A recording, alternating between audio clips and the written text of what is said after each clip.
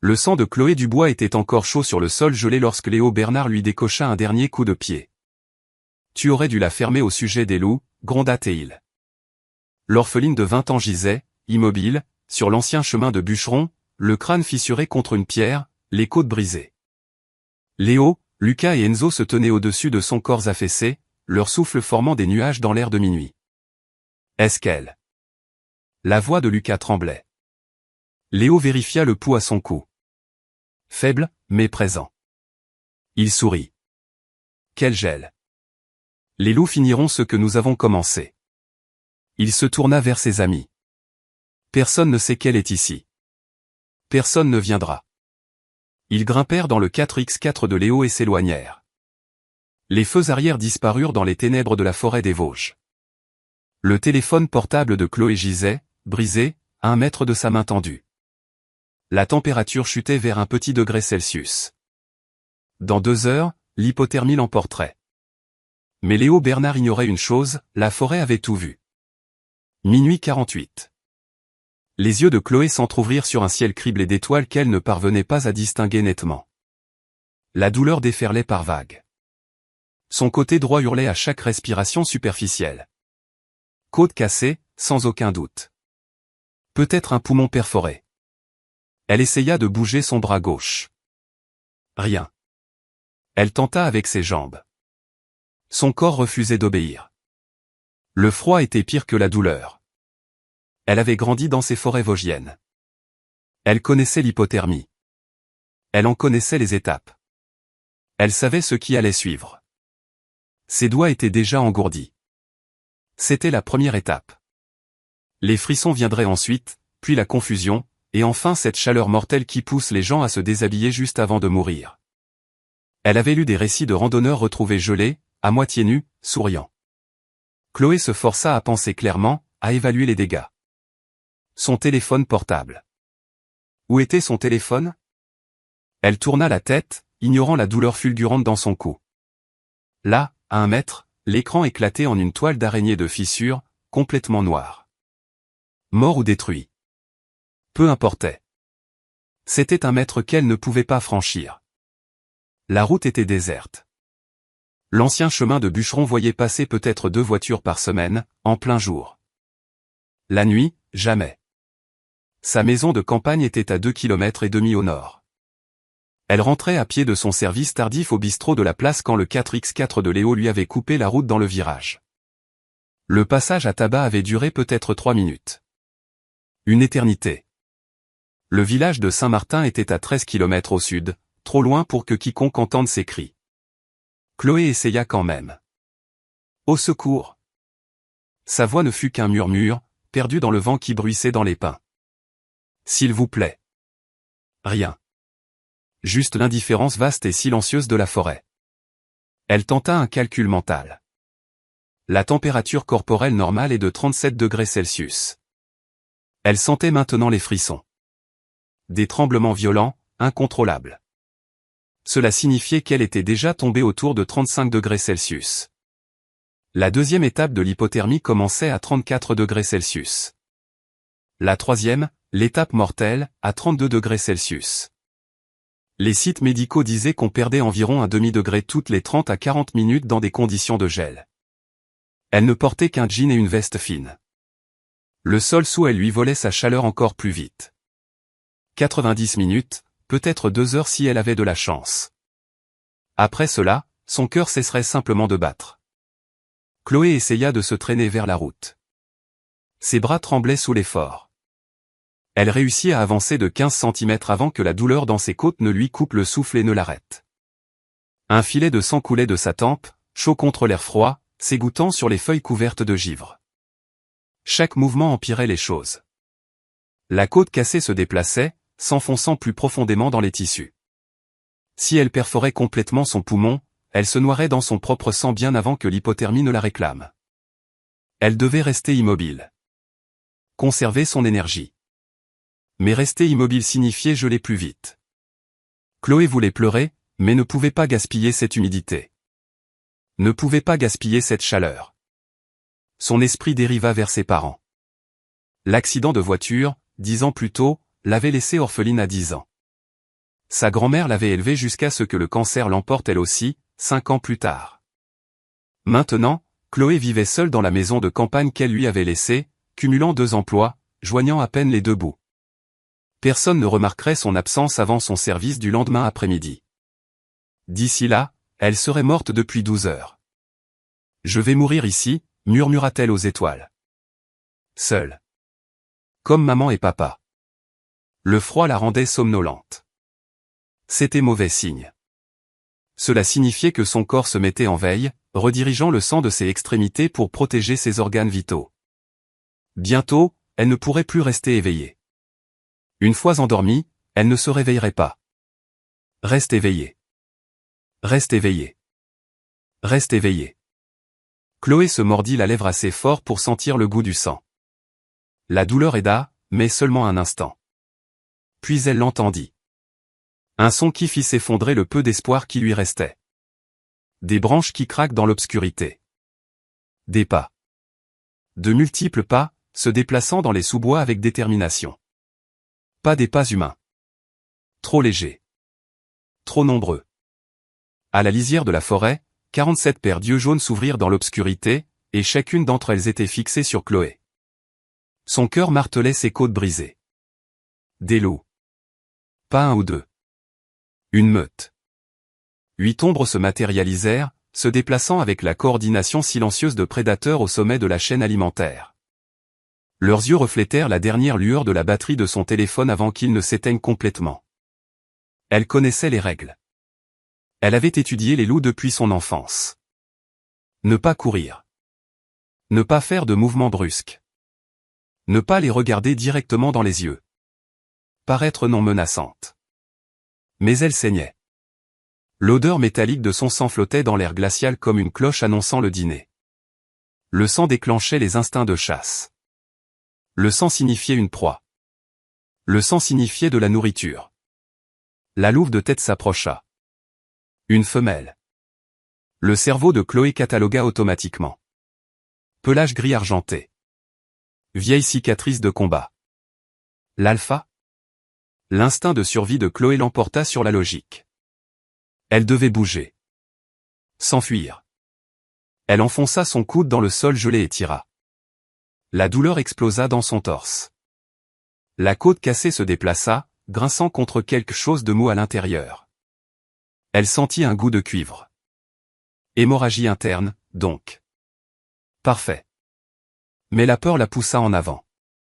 15 centimètres, puis 15 autres. Les loups réagirent instantanément.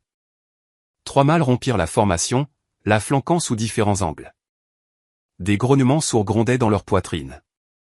Des avertissements. Les oreilles de la femelle alpha se plaquèrent contre son crâne. Chloé se figea. Mauvaise décision. Comportement de proie. Proie en fuite. Rester en arrière, halta-t-elle, sachant que c'était inutile. Les loups ne comprenaient pas le français. Ils comprenaient le langage corporel, la hiérarchie, la force.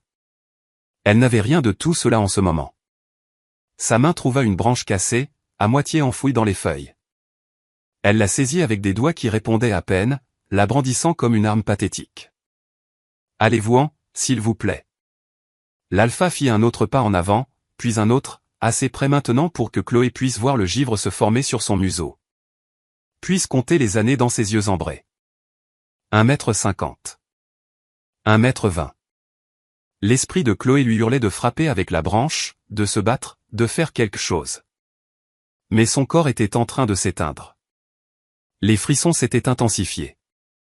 Ses dents claquaient si fort qu'elle se mordit la langue. L'alpha s'arrêta à 1 mètre. S'assit. Simplement assise, comme un chien attendant un ordre. Chloé cligna des yeux. Ce n'était pas normal. Les loups sauvages ne s'assoient pas calmement près d'un humain blessé. Ils tournent autour, testent la faiblesse, attaquent au moment opportun. Ils ne s'assoient pas en penchant la tête avec une expression qui ressemblait presque à de la reconnaissance. L'oreille gauche de la louve portait une cicatrice distinctive, en forme de croissant. Une vieille blessure, mal cicatrisée. Le cerveau de Chloé, privé d'oxygène et de chaleur, luttait pour relier des points qui semblaient importants. 10 ans plus tôt, elle avait 10 ans, fraîchement orphelines, vivant avec sa grand-mère. Elles avaient trouvé des louveteaux dans cette zone précise. 8 d'entre eux, abandonnés dans une tanière rocheuse après que des chasseurs eurent tué leur mère. Un louveteau était malade, une infection se propageant depuis une oreille déchirée. Chloé avait supplié sa grand-mère, une vétérinaire à la retraite, de les sauver. 4 mois de biberon, de soins des plaies, de nuits blanches. Puis elle les avait relâchés dans la nature, parce que c'est ce qu'on fait avec les animaux sauvages. On les aide et on les laisse partir. Cette oreille infectée. Chloé l'avait nettoyée quotidiennement, appliqué des antibiotiques, l'avait regardé guérir en une cicatrice en forme de croissant. Luna, le nom sorti, brisé. C'est toi. Les oreilles de la louve se dressèrent au son. Elle se leva, réduisit la distance à 30 cm. La main de Chloé tenant la branche tremblait. Pas de peur, maintenant. D'autre chose. D'espoir, d'incrédulité. Luna baissa sa tête massive et pressa son effroi contre la main glacée de Chloé. Le contact était doux, délibéré, soumis. Les loups ne se soumettent pas aux humains, pas les sauvages. Pas à moins que. Tu te souviens? Murmura Chloé. Des larmes gelèrent sur ses joues. Tu te souviens vraiment de moi? Les 7 autres loups relâchèrent leur posture défensive. Ils attendaient le signal de Luna, suivant leur alpha. Pendant un bref et lumineux instant, Chloé pensa que c'était peut-être le salut. Peut-être que ces loups resteraient avec elle, la garderaient au chaud avec leur chaleur corporelle. Peut-être que Luna la protégerait jusqu'à ce que quelqu'un les trouve. Puis la réalité s'abattit sur elle. Sa température centrale continuait de chuter. Elle le sentait dans ses os, dans la façon dont ses pensées devenaient floues, dont les couleurs semblaient trop vives et les sons trop lointains. 34 degrés Celsius, peut-être 33,5 degrés Celsius. Luna pouvait la reconnaître, s'asseoir à côté d'elle, même s'allonger et partager sa chaleur. Mais les loups ne pouvaient pas appeler le 17, ne pouvaient pas la conduire à un hôpital, ne pouvaient pas arrêter une hémorragie interne ou remettre en place des os cassés. Chloé allait quand même mourir. Simplement plus seule. Tu te souviens de moi, répéta-t-elle, sa voix s'éteignant. Mais tu ne peux pas me sauver. Personne ne le peut. La réponse de Luna déchira la nuit. La louve leva la tête vers la lune aux 3/4 pleine et hurla. Pas l'aboiement court et sec d'une chasse. Pas l'avertissement territorial que Chloé avait entendu d'innombrables fois depuis sa maison de campagne. C'était différent. Plus long, plaintif, désespéré. C'était un appel à l'aide. Le hurlement de Luna perça la nuit comme une sirène. Long, obsédant, urgent. Le son voyagea à travers la forêt, rebondissant sur les arbres, portant sur des kilomètres dans l'air calme. Chloé avait entendu des loups hurler des centaines de fois. Appels territoriaux, coordination de chasse, cohésion de la meute. Ce n'était rien de tout ça. C'était un SOS. Les 7 autres loups se joignirent à elle, leurs voix s'entrelaçant en une harmonie étrange qui fit frissonner Chloé malgré le froid. Le son grandit, enfla, remplit toute la vallée. Puis, du plus profond de la forêt, vint une réponse. Le souffle de Chloé se coupa. Une autre meute. À 5 kilomètres à l'est, peut-être 6. Leur hurlement avait une tonalité différente, mais une urgence identique. Ils avaient entendu l'appel de Luna et y répondaient. Quelques minutes plus tard, une autre réponse. Cette fois de l'ouest, puis du sud. Meute après meute, illuminant les ténèbres de leur voix. Une réaction en chaîne se propageant à travers la nature sauvage. Le cerveau embrumé de Chloé luttait pour calculer. Si les hurlements étaient si forts, si soutenus, peut-être que quelqu'un au village de Saint-Martin entendrait. C'était à 13 kilomètres. Mais le son portait loin par les nuits froides et claires. Peut-être que le gendarme-chef Leclerc était encore éveillé. Peut-être que quelqu'un mènerait l'enquête. Continuez, murmura-t-elle à Luna. S'il vous plaît, il faut que quelqu'un entende. Luna se pressa contre le flanc de Chloé, partageant la chaleur de son corps. L'épaisse fourrure de la louve était chaude, presque brûlante contre la peau gelée de Chloé. Les 7 autres loups formèrent un cercle lâche autour d'eux, tournés vers l'extérieur, protégeant. Chloé sentit une lueur d'espoir. Sa température centrale était probablement tombée à 33 degrés Celsius, peut-être 32,5 degrés Celsius maintenant. mais avec la chaleur de Luna, peut-être que la baisse ralentirait. Peut-être qu'elle pourrait tenir 1 heure de plus. 2 heures. Assez longtemps pour que l'aide arrive. Les hurlements continuaient. D'autres meutes se joignirent au chœur. Chloé compta au moins 6 directions différentes. Pendant 10 ans, elle avait sauvé des loups dans cette forêt. Les avait libérés de pièges, soigné leurs blessures, les avait nourris pendant les hivers rigoureux où les cerfs se faisaient rares. Toujours à distance, en respectant toujours leur nature sauvage. Mais ils se souvenaient. D'une manière ou d'une autre, ils se souvenaient tous. Le son était assourdissant maintenant. Des dizaines de voix, peut-être plus. Une symphonie de loups s'appelant à travers l'obscurité.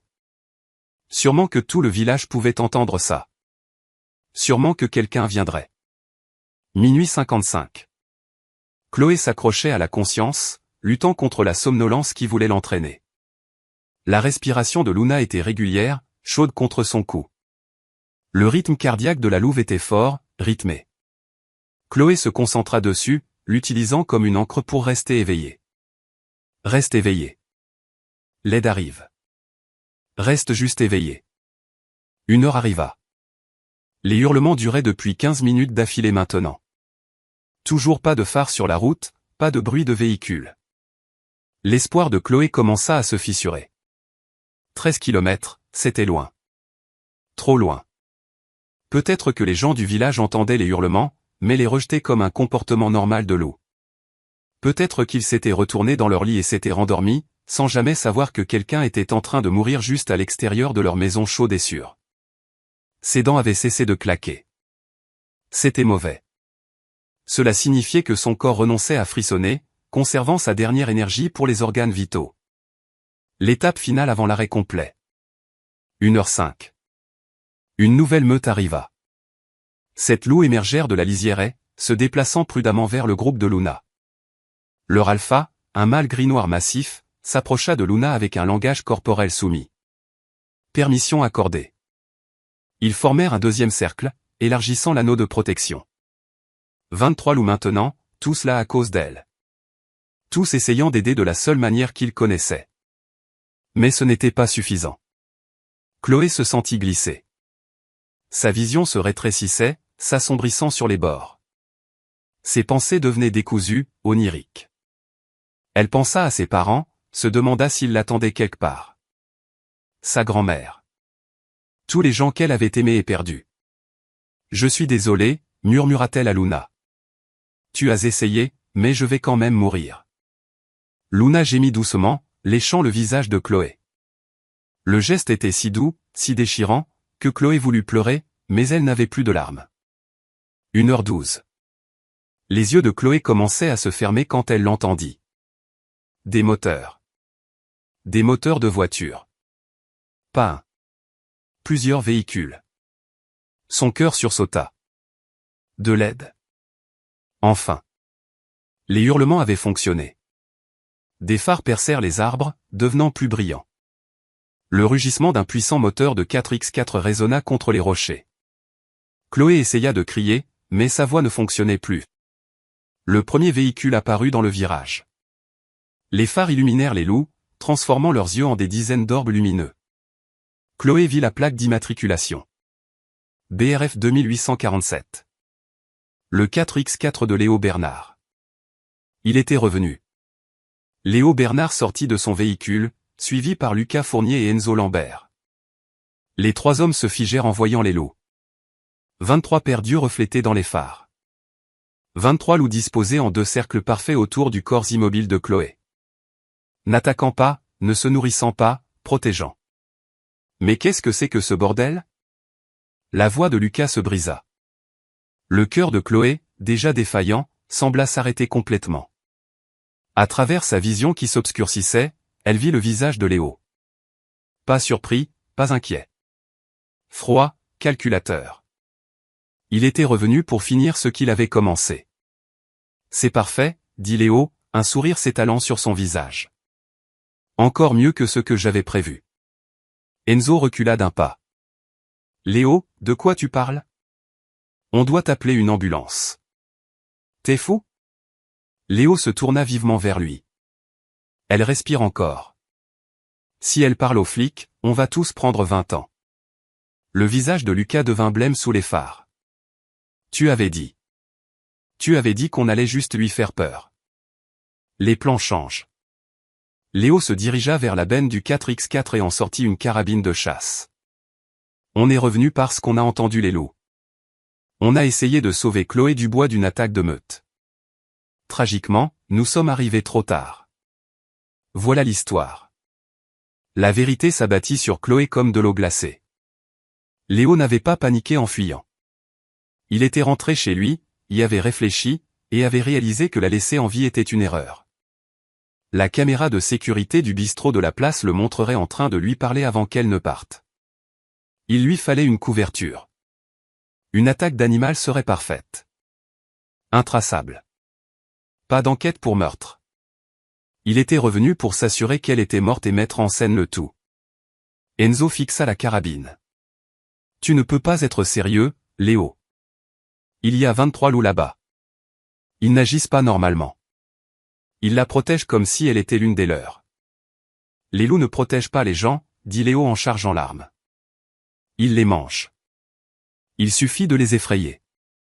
Créer quelques blessures qui ressemblent à des morsures. Traîner son corps plus profondément dans les bois. D'ici le matin, de vrais loups ou des coyotes feront le reste. Il leva la carabine et tira en l'air. La détonation résonna dans la forêt. Le cercle extérieur de loups tressaillit mais ne s'enfuit pas. Ils resserrèrent la formation, se rapprochant de Chloé. Des grognements sourds grondèrent de plusieurs gorges. Luna se leva, se plaçant directement entre Léo et Chloé, les babines retroussées, révélant des crocs qui brillaient d'un blanc éclatant sous les phares. Ils ne partent pas, dit Enzo doucement. Sa voix avait une tonalité que Chloé n'avait jamais entendue chez lui auparavant. De la connaissance, de la compréhension. Mon père était traqueur. Il me racontait des histoires sur des loups comme ça. Des loups qui se souviennent.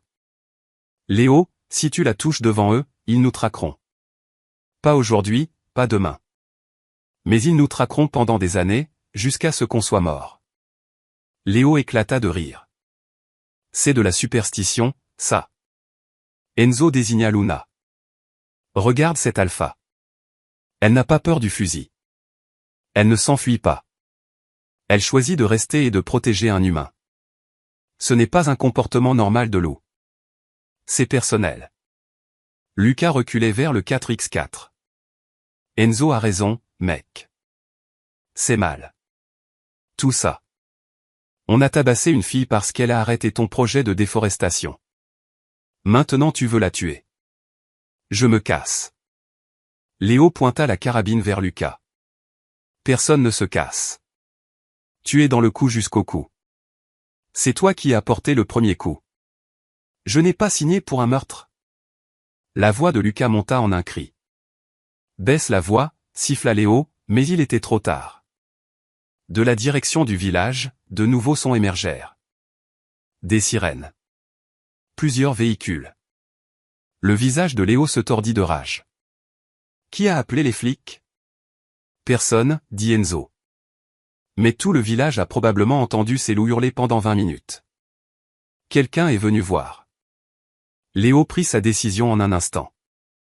Il pointa la carabine sur Chloé. Si je tombe, elle vient avec moi. Luna bondit. La louve couvrit 4 mètres en moins d'une seconde. Léo, pris au dépourvu, tourna la carabine vers le mouvement et tira. La balle atteignit Luna à l'épaule gauche. Le corps de la louve se tordit en l'air et s'écrasa au sol à un demi-mètre de Chloé, le sang se répandant sur sa fourrure grise argentée. Le cri de Chloé fut silencieux. Plus d'air dans ses poumons endommagés. Mais l'angoisse qui la déchira était plus forte que n'importe quel son. Les 22 loups restants explosèrent. Les cercles de protection prudents se brisèrent en une action agressive. Ils n'attaquaient pas encore, mais chaque loup était sur ses pattes. Le poil hérissé, les crocs découverts. Le son de leur grognement collectif était comme le tonnerre. Léo engagea une autre cartouche dans la chambre, balaya la carabine sur les loups. Reculez, tous. Enzo attrapa le bras de Léo. Arrête. Tu vas nous faire tuer. Léo le frappa du revers de la main. Enzo tomba, le sang coulant de son nez. Chloé regardait, sa conscience s'évanouissant. Luna mourait à côté d'elle, abattue parce qu'elle avait essayé de protéger Chloé. 2 autres loups gisaient morts d'une attaque antérieure. Ses parents étaient morts. Sa grand-mère était morte. Maintenant Luna. Tous ceux qu'elle aimait finissaient par mourir. C'était sa faute. Si elle n'avait pas protesté contre le projet de déforestation, Léo ne l'aurait pas ciblé. Si elle n'avait pas sauvé ses louveteaux il y a 10 ans, il ne serait pas là à mourir pour elle. Si seulement elle avait baissé la tête et gardé sa bouche fermée, rien de tout cela ne serait arrivé. Le froid était presque confortable maintenant, accueillant. Sa température corporelle était tombée en dessous de 31 degrés Celsius. La dernière étape de l'hypothermie. Bientôt, elle se sentirait chaude, heureuse, prête à dormir pour toujours. Que Léo lui tire dessus. Au moins, plus personne ne mourrait à cause d'elle. Léo visa sa tête une dernière fois. Adieu, la fille au loup. Une voix déchira le chaos comme un coup de tonnerre. Gendarmerie. Ne bougez plus, lâchez l'arme. Le gendarme-chef Jean Leclerc apparut dans les phares, son arme de service dégainée. 5 gendarmes derrière lui. Léo ne lâcha pas l'arme. Il pressa le canon contre la tempe de Chloé à la place. Restez en arrière. Cria-t-il au gendarme-chef Leclerc. Ou je la tue. Leclerc et ses hommes se déployèrent, armes levées. Mon garçon, il n'y a pas d'issue. Pose ce fusil. Mais Chloé les entendait à peine. Son monde s'était rétréci à Luna, gisant à 1 mètre de là, une mare de sang s'étendant sous son pelage argenté. La respiration de la louve était faible, laborieuse. Ses yeux ambrés qui avaient reconnu Chloé dans l'obscurité, devenaient vitreux. Chloé essaya de tendre la main vers elle. Son bras ne bougeait pas. Plus rien ne fonctionnait. Son corps avait abandonné, s'éteignant système par système pour préserver le peu de vie qui restait dans son noyau. 32 degrés Celsius, peut-être 31 degrés Celsius. La zone mortelle où le cœur oublie simplement comment battre. Les 22 autres loups formaient un mur vivant entre les gendarmes et Léo. Ils n'attaquaient pas, mais ne bougeaient pas non plus. Des grognements sourds avertissaient tout le monde de rester à distance. 2 de leurs compagnons de meute gisaient déjà morts dans la poussière. Leur alpha se vidait de son sang. Les humains avec des fusils étaient l'ennemi maintenant. Rappelle-les. Hurla Léo à Chloé. Rappelle tes putains de loups. Elle n'aurait pas pu parler même si elle l'avait voulu. Sa mâchoire était bloquée par l'hypothermie. Sa langue semblait épaisse et inutile. Et même si elle le pouvait, les loups n'écouteraient pas. C'étaient des animaux sauvages, pas des animaux de compagnie. Ils étaient là par choix et ils partiraient par choix. Ou ils mourraient ici. Comme Luna était en train de mourir. Lucas Fournier s'effondra à genoux à 6 mètres de là, en sanglotant. Je suis désolé, suffoqua-t-il. Mon Dieu, je suis tellement désolé. On l'a battu. C'est Léo qui l'a ordonné. Je l'ai frappé. Tout ça, c'est ma faute. La ferme. Hurla Léo, mais sa voix se brisa. La sueur perlait sur son front malgré la température glaciale. Il était piégé. Des loups devant, la police derrière, une fille mourante à ses pieds qui pourrait témoigner contre lui si elle survivait. Chloé sentit un étrange détachement s'installer en elle. La chaleur était là, la fausse chaleur qui vient à la fin. Sa grand-mère lui en avait parlé. Le dernier tour que joue le cerveau mourant. Vous faire croire que tout va bien. Vous donner envie d'enlever votre manteau et de vous allonger dans la neige. Ce serait si facile. Juste fermer les yeux. Laissez aller. Luna gémit. Le son transperça le brouillard de Chloé. La louve essayait de se tenir sur 3 pattes, de ramper jusqu'à Chloé, même avec une balle dans l'épaule. Des larmes gelèrent sur le visage de Chloé. Elle ne pouvait même plus pleurer correctement. C'était sa faute. Tout ça. Luna avait vécu 10 ans dans la nature, survécu aux chasseurs, aux hivers rigoureux et aux meutes rivales. Elle aurait dû vivre 10 ans de plus. Au lieu de cela, elle allait mourir ici parce que Chloé avait été assez stupide pour penser qu'elle pouvait changer les choses, assez stupide pour croire que tenir tête à Léo Bernard et sa société forestière Bernard changerait quoi que ce soit. Ses parents étaient morts parce qu'ils étaient sortis dans une tempête de neige pour la chercher chez une amie. Sa grand-mère s'était épuisée à l'élever seule, accélérant probablement le cancer qui l'avait tué. Maintenant Luna, maintenant c'est Lou. Tous ceux qui aimaient Chloé finissaient morts. Peut-être que le monde se porterait mieux si Léo appuyait sur cette détente. Au moins, le saignement cesserait, la mort cesserait. Lâchez l'arme ou je tire, dit Leclerc, sa voix stable mais froide. Le doigt de Léo se crispa sur la détente. Si je vais en prison de toute façon. Luna bondit avec ses dernières forces. Léo se tourna et tira. La balle destinée au cerveau de Chloé atteignit Luna en pleine poitrine. La louve s'effondra et ne bougea plus. Quelque chose à l'intérieur de Chloé se brisa. Pas son corps. Il était déjà brisé. Quelque chose de plus profond.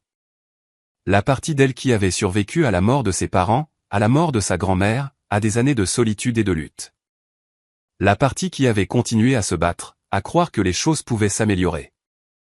Cette partie mourut avec Luna. Elle cessa de frissonner, cessa de se battre, laissa le froid l'étreindre comme un vieil ami. Dans le chaos qui suivit, elle entendit d'autres coups de feu, entendit Léo crier, entendit les hurlements enragés des loups, mais tout semblait lointain maintenant, arrivant à quelqu'un d'autre. Son cœur ralentissait. Elle pouvait le sentir.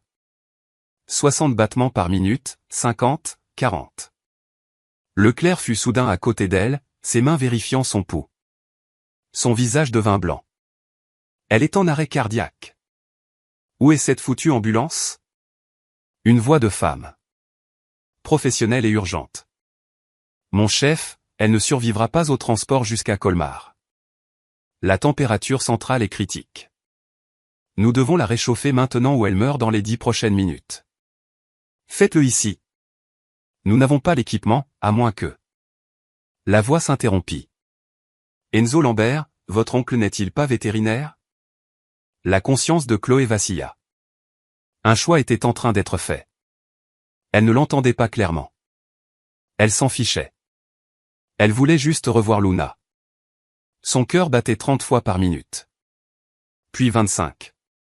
Puis quelqu'un la souleva, la transporta, et le monde devint noir. Le gendarme-chef Leclerc avait 30 ans de service.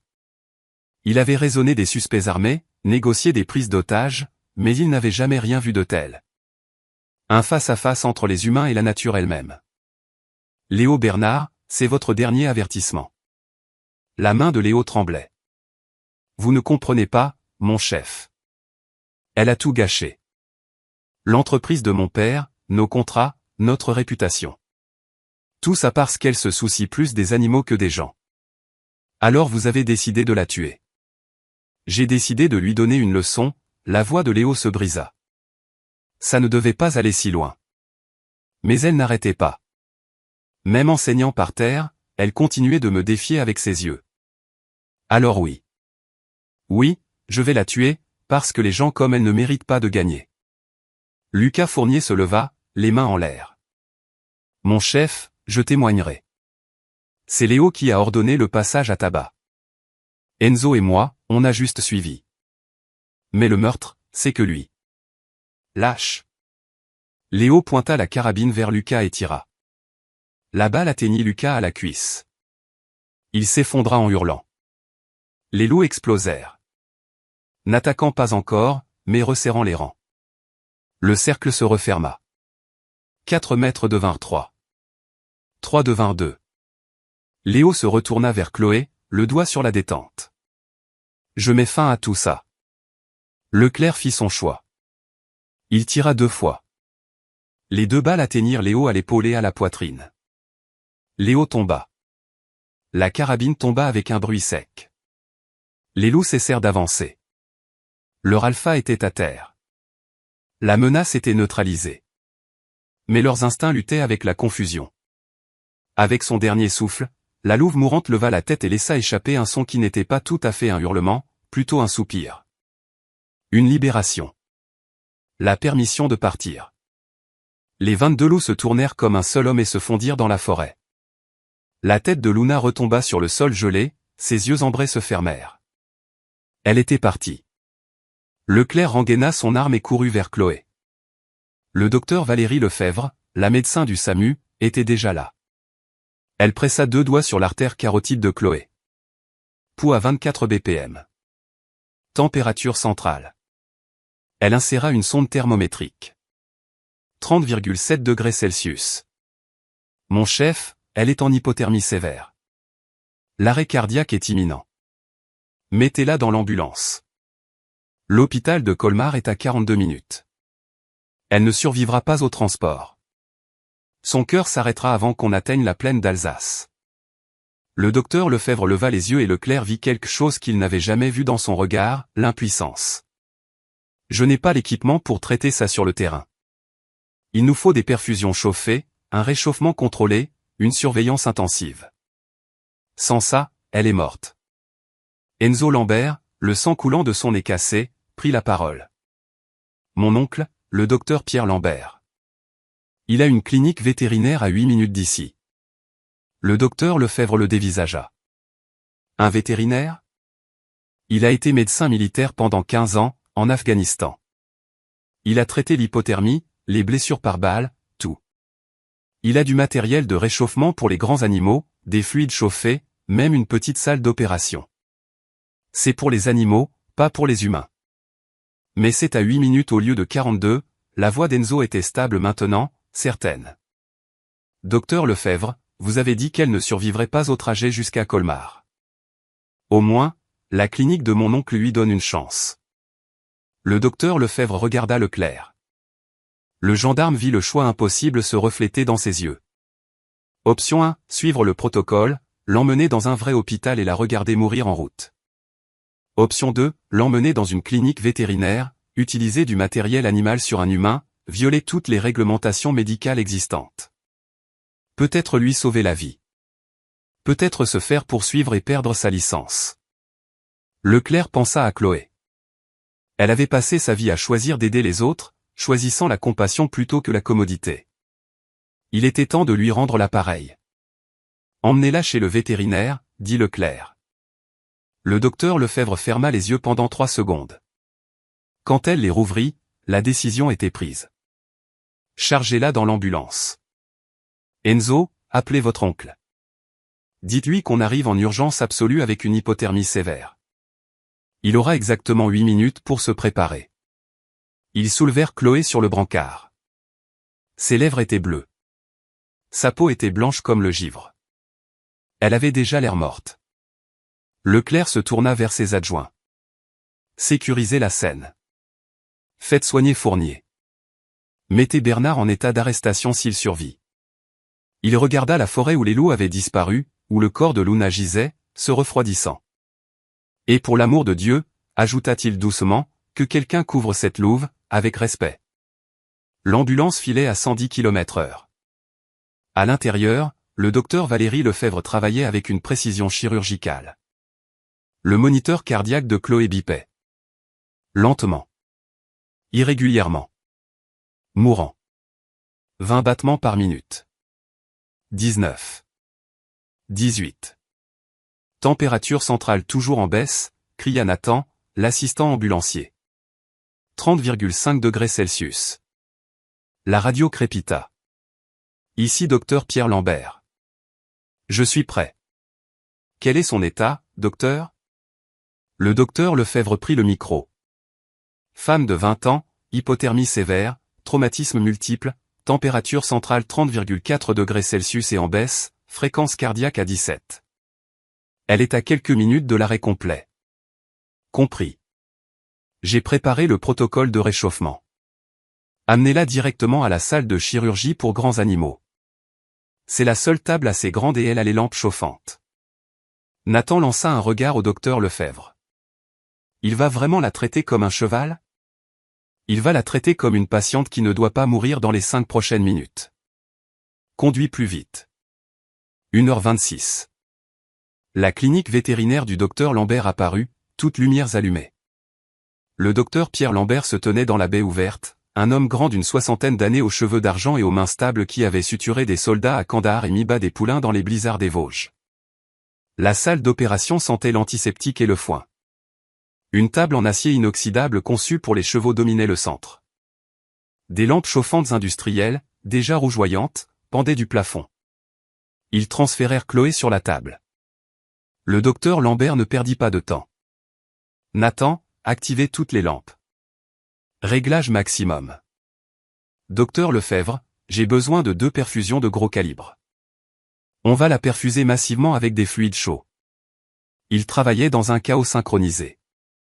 Le docteur Lambert plaça un tube respiratoire dans la gorge de Chloé, le connecta à un ventilateur modifié pour délivrer de l'oxygène chauffé et humidifié directement dans ses poumons.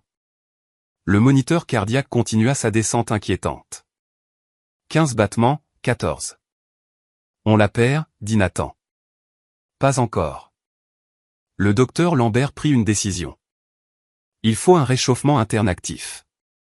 Nathan, préparez le kit de lavage péritonéal. Les yeux du docteur Lefebvre s'écarquillèrent. Vous allez rincer sa cavité abdominale avec du liquide chaud? C'est une technique vétérinaire pour l'hypothermie sévère chez les grands animaux. Contact direct avec les organes internes. C'est agressif, mais elle n'a plus d'option. 1h32. Le docteur Lambert fit une petite incision dans le bas de l'abdomen de Chloé, inséra soigneusement un cathéter dans sa cavité péritonéale. Une solution saline chaude commença à s'écouler, baignant ses organes internes de chaleur. Le moniteur afficha 13 battements par minute. Allez, murmura le docteur Lambert. Allez, Chloé. Batte-toi. 12 battements. Température centrale. 30,0 degrés Celsius. Elle se stabilise. Attendez. 30,1 degrés Celsius. Elle remonte. 11 battements. L'alarme du moniteur se mit à hurler. 10 battements. Elle fait un arrêt. Cria le docteur Lefebvre. Le moniteur devint plat. Une tonalité longue et continue. Asystolie. Aucune activité électrique. Pas de battement de cœur. Morte. Le docteur Lambert était déjà en train de monter sur la table, ses mains positionnées sur le sternum de Chloé. Début des compressions. 100 compressions par minute. Le docteur Lefebvre pressait le ballon du ventilateur. Toujours en asystolie. 30 secondes, 1 minute, 90 secondes. Adrénaline, ordonna le docteur Lambert. Nous n'avons pas de dosage humain. Donnez-moi 0,54 mg. Dose vétérinaire ajustée à son poids. En intraveineuse. Maintenant. Le docteur Lefebvre injecta le produit. Le docteur Lambert ne cessa jamais les compressions. 2 minutes, 2 minutes 30. Température centrale en hausse, annonça Nathan. 30,6 degrés Celsius. 30,9 degrés Celsius. Toujours en asystolie. Tu n'as pas le droit de mourir, gronda le docteur Lambert. Pas après que ces loups aient tant essayé de te sauver. Tu n'as pas le droit d'abandonner maintenant. 3 minutes. Deuxième dose d'adrénaline, dit le docteur Lambert. C'est alors que le moniteur émit un bip. Un battement de cœur. Faible. Peut-être un bruit électrique. Un autre bip. Un autre. On a un rythme sinusal. Hurla Nathan. 30 BPM. 40. 50. Le docteur Lambert arrêta les compressions, descendit de la table. Les mains tremblantes. La poitrine de Chloé se soulevait et s'abaissait seule. Son cœur battait. 60 fois par minute. 70. 80. Température centrale, 31,3 degrés Celsius. 31,7 degrés Celsius. 32,2 degrés Celsius. Il l'avait fait. Il l'avait ramené. Le docteur Lambert s'affaissa contre le mur. Bienvenue parmi nous, gamine. Puis les yeux de Chloé s'ouvrirent brusquement. Grand, terrifié, vide. Et elle hurla. Luna. Où est Luna? Chloé se débattit sur la table, arrachant une de ses perfusions. Les alarmes hurlèrent. Chloé, vous êtes en sécurité, tenta de la retenir le docteur Lefebvre. Luna. La voix de Chloé était rauque. Léo lui a tiré dessus. Je dois. Elle essaya de s'asseoir. La douleur explosa dans ses côtes brisées. Elle haleta et retomba. Elle est en train de mourir, des larmes coulaient sur le visage de Chloé. Elle m'a sauvé et je l'ai laissée là, pour mourir seule. Le gendarme-chef Leclerc apparut à la porte. Chloé. Les loups sont partis. Luna. Elle n'a pas survécu. Je suis désolé. Non. Chloé secoua la tête violemment. Vous ne savez pas. Les loups se cachent quand ils sont blessés. Elle pourrait être en vie. Je dois la chercher. Vous avez plusieurs côtes cassées, une fracture du crâne, et vous étiez morte il y a 3 minutes, dit doucement le docteur Lefebvre. Chloé la regarda dans les yeux. Vous vous reposeriez, vous, si c'était quelqu'un que vous aimiez qui mourait seul dans le froid? Leclerc parla doucement. Elle a passé 10 ans à sauver ses loups. Et quand elle était en train de mourir, ils sont venus pour elle. Tous. S'il y a la moindre chance que cette louve soit en vie. Le docteur Lambert vérifia les constantes de Chloé. Stable. Mais loin d'être hors de danger. C'est contre tout protocole médical. Je sais, dit Leclerc. Mais vous allez la laisser essayer quand même. Leclerc hocha la tête. Cette louve l'a mérité. Et elle aussi. 1h50. Ils emmitouflèrent Chloé dans des couvertures chauffantes, la placèrent dans un fauteuil roulant avec un support de perfusion portable. Le docteur Lambert prépara une trousse de terrain vétérinaire. Leclerc les installa dans son véhicule de service. Enzo Lambert, le visage enflé par le coup de Léo, attendait. Je viens aussi. Je sais comment suivre une piste de sang. Ils retournèrent à l'ancien chemin de bûcheron. Le corps de Luna gisait là où elle était tombée, couvert d'une couverture de la gendarmerie. Le cœur de Chloé se brisa à nouveau.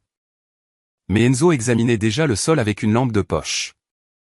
Il y a une deuxième piste de sang, dit-il. Un flux plus léger, qui part vers le nord-est, dans la forêt. Le souffle de Chloé se coupa. Elle est vivante.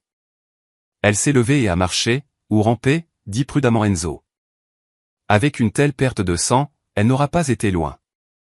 Ils suivirent la piste. 500 mètres dans la forêt, Enzo s'arrêta. La piste se termine ici, à cette formation rocheuse. Chloé la reconnut immédiatement. La tanière. Le même endroit où elle avait trouvé 8 louveteaux orphelins 10 ans plus tôt. Elle sortit du fauteuil roulant, ignorant les protestations du docteur Lambert. Elle se mit à 4 pattes et rampa à l'intérieur. Le faisceau de sa lampe balaya l'intérieur sombre. Là, dans le coin du fond, Luna était couchée sur le flanc, respirant rapidement et faiblement. La blessure à son épaule avait cessé de saigner, mais l'infection s'installait déjà. Autour de Luna, cette loup de sa meute montait la garde. Ils grognèrent en voyant les humains.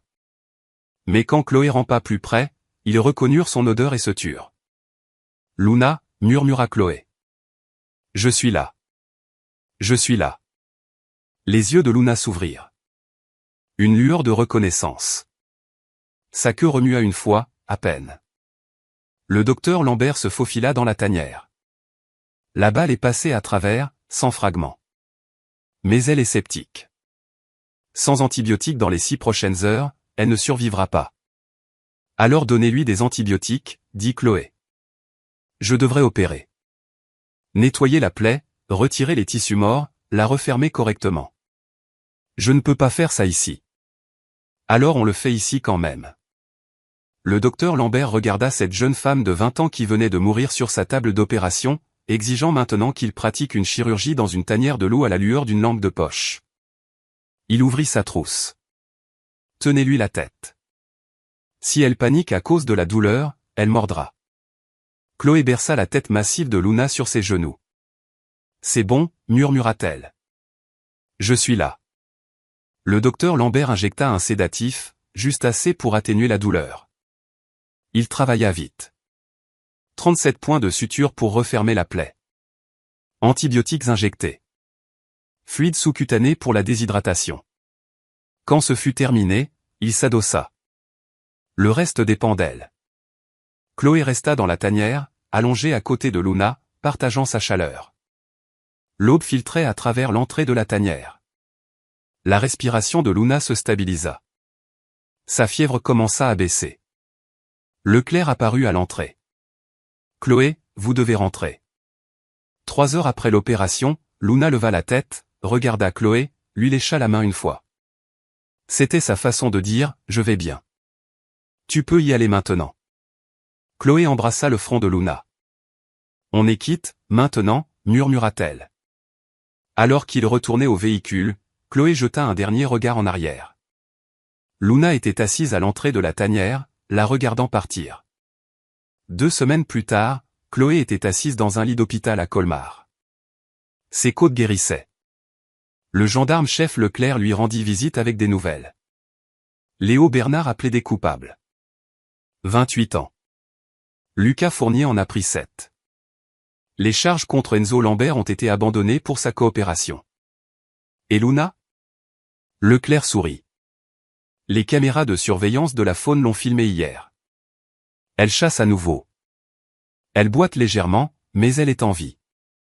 6 mois plus tard, Chloé se tenait à la cérémonie d'ouverture du premier centre de conservation des loups des Vosges. Le bâtiment s'élevait sur les terres que la société forestière Bernard avait tenté de détruire, désormais protégées en tant que sanctuaire permanent de la faune. La vidéo des loups la protégeant était devenue virale. Les dons avaient afflué de tout le pays. Chaque dimanche soir, elle faisait une randonnée jusqu'à l'ancienne tanière. Luna venait toujours. Parfois seule, parfois avec sa meute. Elles s'asseyaient ensemble au coucher du soleil. Les loups avaient appris à Chloé ce que les humains oublient souvent.